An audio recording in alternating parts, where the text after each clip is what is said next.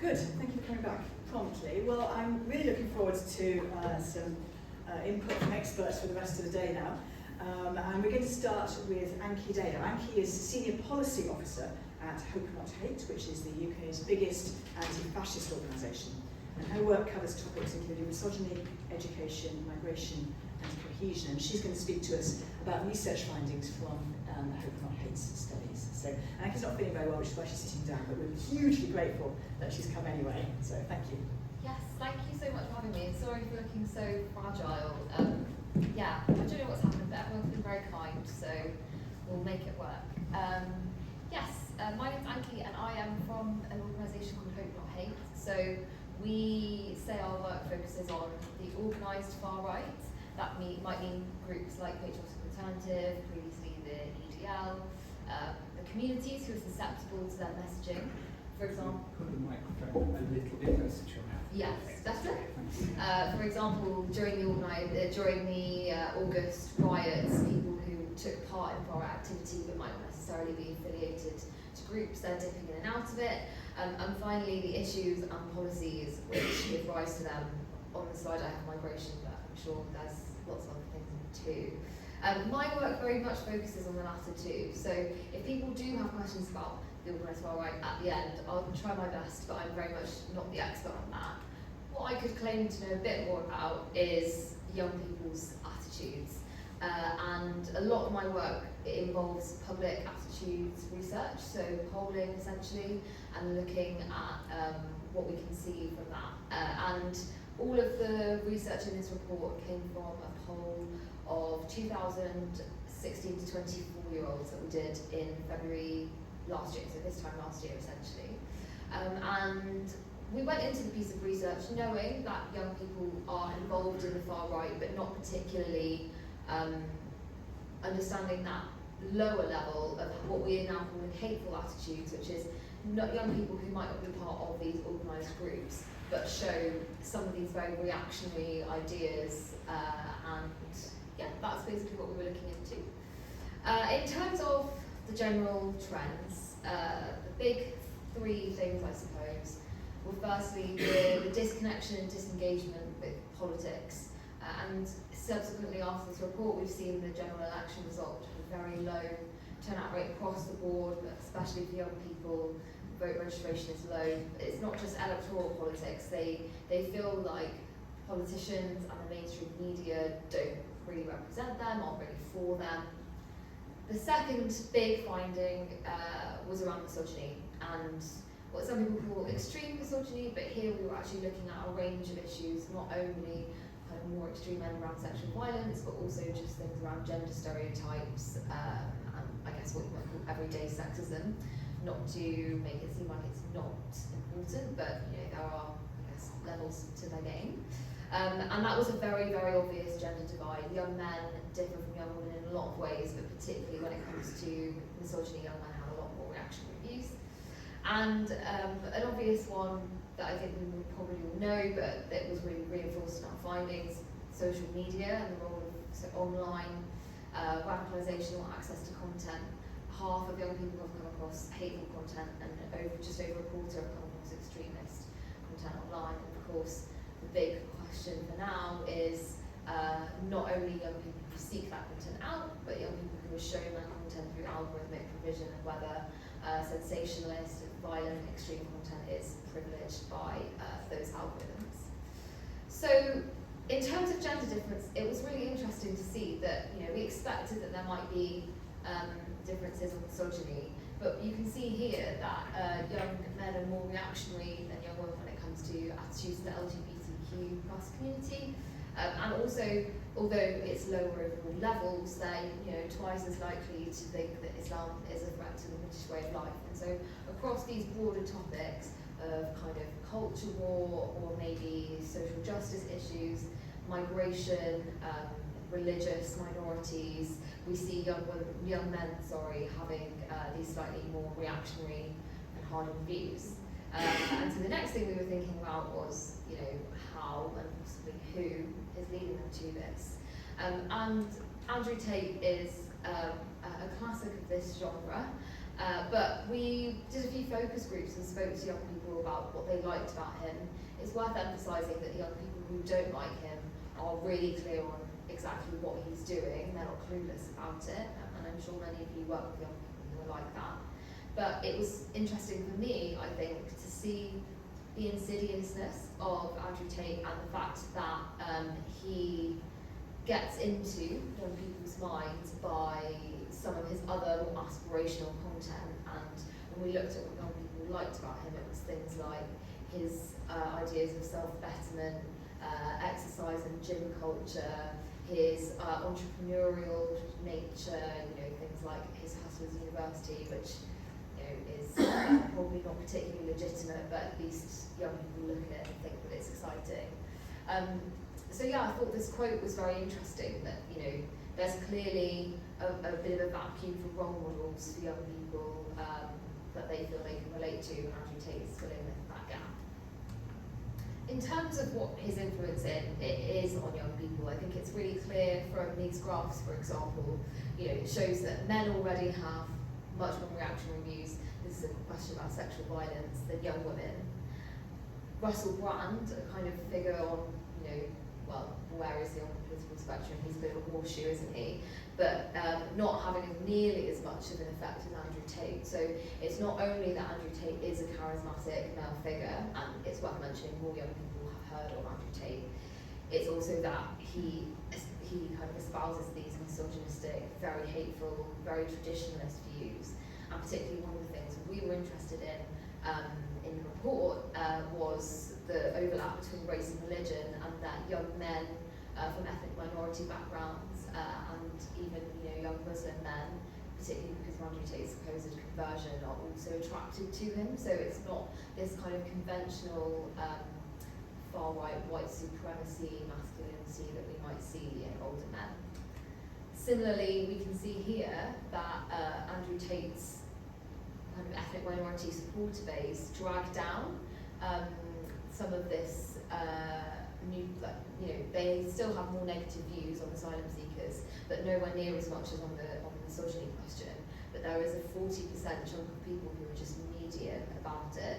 So there is a bit of nuance to their views, and actually one of the big dividing lines in terms of support for Andrew Tate is race and religion. That these young men who themselves are from immigrant backgrounds are, for example, pro anti-racism education in schools, pro taking the knee, but then very anti sexism and LGBT education, and they want very traditional gender roles. So there's something interesting there, I guess, to delve more into. We did what's called a segmentation of young people as part of the report, and we essentially group young people not by demographics but by their ideas. So rather than looking at young people aged 22 to 24, we're looking at who has similar ideas along certain topics that were included in the poll. And in our three most reactionary segments, men are incredibly overrepresented. It's worth mentioning there was also other participants in the poll, but they were all in the most progressive segment. And particularly that group, the hateful activists, they're a very small group of people, but they are, more pro-violence, more interested in conspiracy theories, things like that, almost completely male. But the point of the segmentation was to try and do something about it, and our kind of two data-informed solutions, essentially, were taking this group called the excluded progressives, who had broadly, progressive, if not left-wing, kind of pro-social views, but they felt really fed up with politics and thinking, how actually get them to feel that they have a voice and that they can participate and they can be part of the change that they want to see in the world. And also with this group, the engaged reactionaries, who's that kind of the most progressive, non-progressive segment, I suppose, the least worst. They were the biggest, the most likely to have ethnic minorities, and we called them engaged because they actually they engaged with conventional media and politics. They thought voting mattered. They read mainstream media. They were more likely to participate in an election, and so we had this idea of challenging them through perhaps peer-to-peer support, positive role models, interventions like that are really targeted at the fact that they're already engaged is a good place to start. We don't do counter-radicalisation work. The hateful activists, that segment we saw was 91% male, might be kind of out of our hands, I suppose. Not to say that they're redeemable, but that's just not what Hope or Hate does. So these are kind of the two groups of young people we thought might be worth helping. I'm going to spend the next bit of the talk talking about radicalisation and violence. I'll just pop this on slides so I can have a sip of water if that's okay. So, in terms of routes into radicalisation, I think there is increasingly a good understanding of what it's like, but there are some common misconceptions.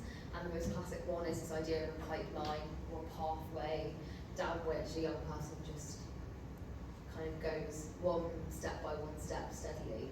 It's actually much more chaotic than that and much more random, really. But what we are increasingly seeing is a mainstreaming of ideas that would previously have been fringe and quite hard to access that young people are getting involved in. So in terms of entry points for young people, misogyny, conspiracy theories, particularly where they're hooked to current events, anti-LGBT activism are kind of the really big ones. And migration is there, not nearly as much as we see for older people, but there's obviously that influence from the home. And youth participation in riots, I think, is case in point of possibly an ideological motive, but actually more being interested in this idea of violence. And I think we've seen a lot of that conversation even in the case of the Southport attacker, this fascination with violence with no particular ideological bent. In terms of why, I think it's worth mentioning that not every young person views himself as a die-hard freedom fighter from the first point of consuming this content and getting involved in it. For some of them it is just pushing back. It's kind of classic adolescent behaviour that goes further than social norms, I suppose. And particularly what I find interesting is it's rare that we encounter it, but young women who are involved in these movements often really push back against some of the assumptions of feminism and gender equality and saying, what if I want to be very traditional and have traditional gender roles, and they don't see a place for that, although that is more rare. Aesthetics and subculture is an interesting one as well, because a lot of young men who are interested in militarism and kind of uniforms, badges, insignias, it's quite a common thing for young people to be into. You just have to look at football shirts, don't you? But this is another perhaps slightly more silly reason, but once people are in, they're exposed to more and more extreme things. In terms of where, obviously, social media is an important part of this. It's not to say there's no in-person activation, but it tends to be people meet online and then take that offline. I mentioned already the difference between algorithmic exposure and seeking out content. And also with young people, one of the real things we see is this messaging, the constant messaging on different platforms, and particularly being kicked off or flagged on more mainstream social media and then going on to niche platforms. In terms of how, obviously there's a massive social element to this. It kind of ties in with what I was saying about conventional adolescent behaviour. We talk about this idea of lone wolves and being really socially isolated, but actually, particularly in the case of misogyny, a lot of the teachers we speak to say that the biggest culprits, I suppose, amongst their student base are actually quite popular, and some of them, it helps with their social relationships that they put outside some of these views. Another common misconception that before I did this job I was a teacher, I used to teach PSHE. We did a lot of grooming on the internet, and man will say he's also a 14-year-old boy, and actually a lot of the kind of what we might think of as grooming is more young people enticing each other and lying, one-upping each other, but also this idea of figureheads and role models is really important. Another interesting thing that I just put on the slide because I thought it was quite fun was this idea of like bullying. Sorry, fun was not the right word to use, but interesting. This idea of bullying and targeting out groups as a form of identity formation. So young people going onto, let's say, forums of people questioning their sexuality or their gender identity, or forums where people are seeking help for bullying and piling in on them and encouraging, in some extreme cases, suicide and self-harming behaviours. And yeah, I mean, I guess that's something that we see in the real world as well. So sometimes this idea of what happens online being really mystified and really unusual is actually more, it's more simple than that. It's just a different format of things that happen in the real world. We don't actually do a scale of 1 to 9, but I think it's helpful to look at this kind of pipeline. I mentioned this idea of extreme misogyny before. We live in a society where there's hate and there are negative opinions, and it's not necessarily about eradicating all of it. I mean, there's different arguments about that, but there will probably be a certain amount of societally present prejudice and discrimination that young people perpetrate, but also that young people are exposed to. We're all just swimming in it. But I think what's really important is what we see happening, particularly, taking the case of misogyny, this idea of hateful worldview, where rather than just taking part in, casual, nasty, sexist jokes, things about sandwiches and kitchens, it starts to be this belief that actually feminism or masculinity is tied up in everything, and there's suspicion about everything. This kind of idea that it's not just a casual thing here or there, it's a lens through which you see the world, and that can be quite poisonous. And so I find the word radicalisation quite complicated because there's no one point at which someone is radicalised, and also, talk about this later if people are interested, but the way that prevent legislation uses the idea of radicalisation has its flaws. So I suppose at that point, like I said, we don't do de-radicalisation work, and there's lots of ideas about what that actually looks like and whether it's effective. So when we get past that point where there is clear intention to perpetrate violence or clear ideological extremism, I suppose, that's when we pass things on. But yeah, like I've said before, violence is not a pipeline, a staircase, or a funnel. It's this more networky, opportunistic thing. And in the same way as a fire triangle needs oxygen, fuel, and heat, we sometimes say that young people's extremism requires the opportunity, the ideology, and the motivation, but actually you only need a couple of these things. If you take the example of Axel Rubana, the perpetrator of the attack in Southport, there wasn't a particular ideology in place. If you look at the young people who participated in the racist riots, they didn't actually really have the same amount of ideology. There's a really interesting report just come out from the Children's Commissioner about this. Similarly, a lot of young people online have the ideology and motivation. They're fascinated by and passionate about their particular strand of hatefulness, but they lack the actual opportunity, perhaps because they live in a remote area or because they can't drive, they're too young to actually act on their violence. And what we see sometimes is what we would call opportunistic attacks, where it's right place, right time, someone just kind of pop at it, rather than what we conventionally think of as terrorism, which is a really carefully, painstakingly planned out attack that has someone circled their date in the calendar in red. That's that happens, but it's not the only form of violence. So on to some hope after lots of hate. what can frontline youth workers and policymakers do? We actually just this week put in a letter to the Secretary of State for Education. You might know that there is a curriculum review happening to try and include better anti-racism and anti-extremism education on the national curriculum. But one of the concerning things we see is that teachers are less confident than they were previously. I mean, if you think about June 2020, that was peak Black Lives Matter being a really powerful social movement. And in the last 4 years, we've seen that decrease. Lots of reasons why. Some teachers say that their relationships have been different post-COVID. There's also the kind of complexity of the conflict in Palestine and teachers not feeling like they have the right guidance or the right tools to actually talk about that persuasively with young people in a way that isn't really polarising, and they're nervous about it. And of course, the classic thing in schools is always funding and time. Whenever there's budget for external training, other things come up. Some of the schools are literally like buildings crumbling and things like that. So, there is less focus on some of this work. Yes, de-radicalisation in terms of, a lot of the time people ask us, what can we do? I'm concerned about a young person.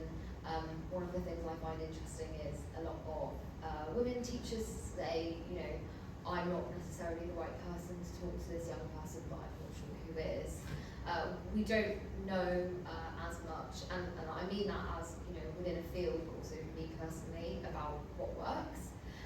But we do know some things that don't work, pushing young people further into their ideas. So, going too hard, some of this idea of, a young person's made a sexist joke, not acceptable, of course, but also not a reason to get the local authority preventively on the line. Similarly, assuming that there is ideology where there is none. If a young person is interested in violence, is that, for example, a safeguarding issue, or how is that handled differently to the assumption that a young person is, a neo-Nazi or something like that, that again escalates and alienates in some ways. Humiliation and excessive punishment, I think, are really difficult questions, because again, I think I have a lot of sympathy for people in the school system, and it's not easy to deal with some of these cases in a way that is generous to and right for everybody involved. But definitely this idea that if you exclude someone for example, perpetrating sexual violence and then the problem goes away, we all know that's not exactly how these things work. So yeah, this is kind of just my start for 10, because like I said, I don't particularly do this work, but in terms of when we look at young people who have these attitudes, these are the things that I feel concerned by, is that feeling of, we were talking earlier about the engaged reactionaries, this disengagement and detachment from mainstream is quite concerning. So that is everything that I had on my slides. I have attached some links here, and we can send around the slides, I think, afterwards, of, the online version of the report, because I didn't bring too many paper copies, sorry, they're heavy, and then a couple of other articles we've written, and then a few other bits that could be interesting for people. But yeah, sorry, I hope I was okay on time there. Thank you so much. It's great to be here.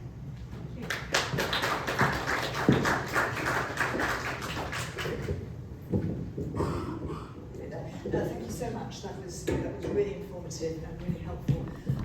So just to say that the